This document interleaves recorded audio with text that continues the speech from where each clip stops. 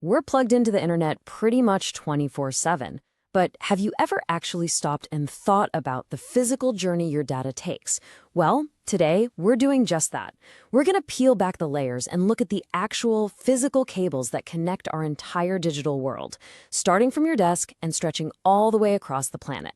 Let's dive in. You know, it all begins with something you've probably seen a million times without a second thought. This little port. The moment you click that network cable in, you're tapping into a massive global web. But what is really going on in there?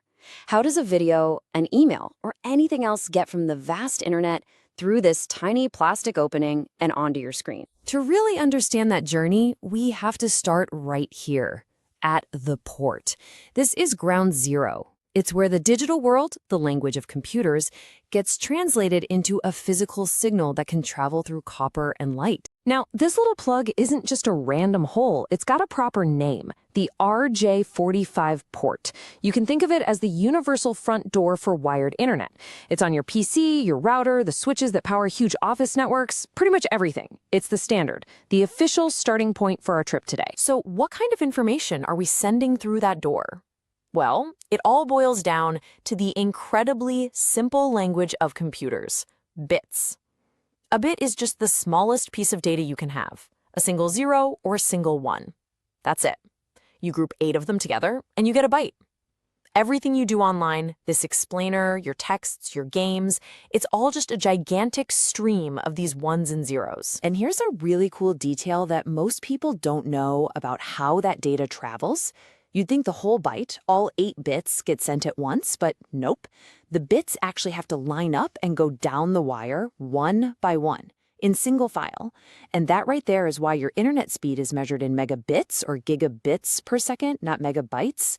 We're literally counting how many of those individual bits can zoom down the line every second. Okay, so our bits are marching out of the port in a neat little line. But where are they off to? Let's follow them right inside that everyday network cable and see what's going on. So this is what's called a UTP cable, unshielded twisted pair.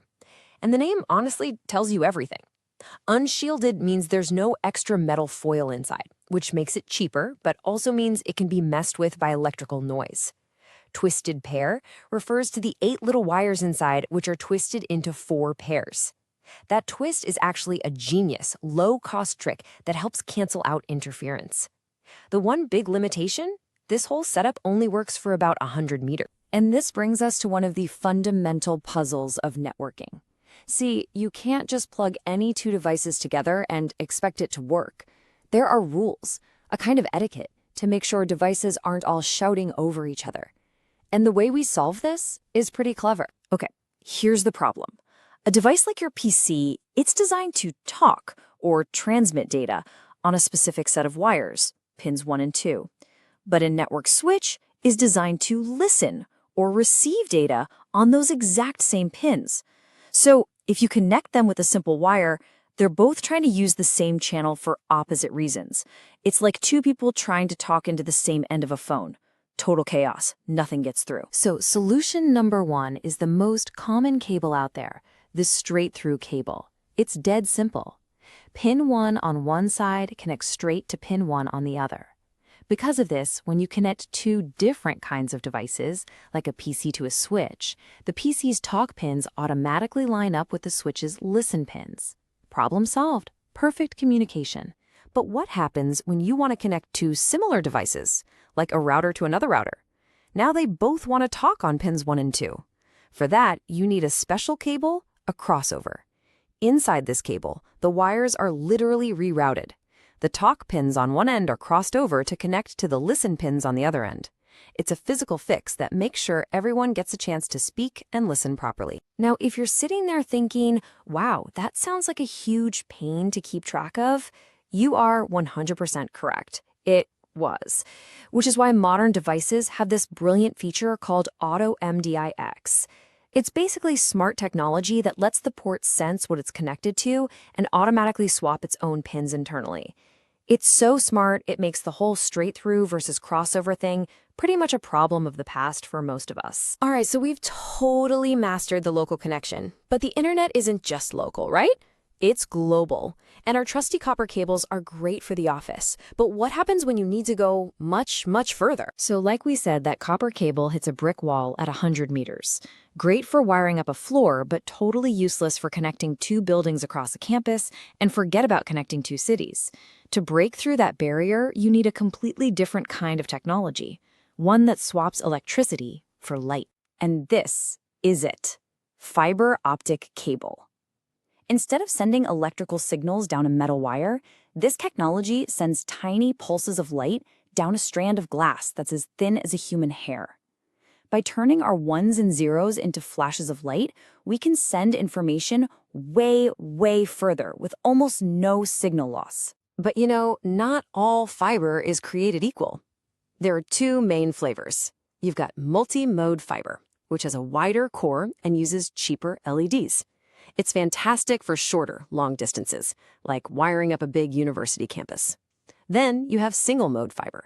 It has an incredibly thin core and uses super precise lasers.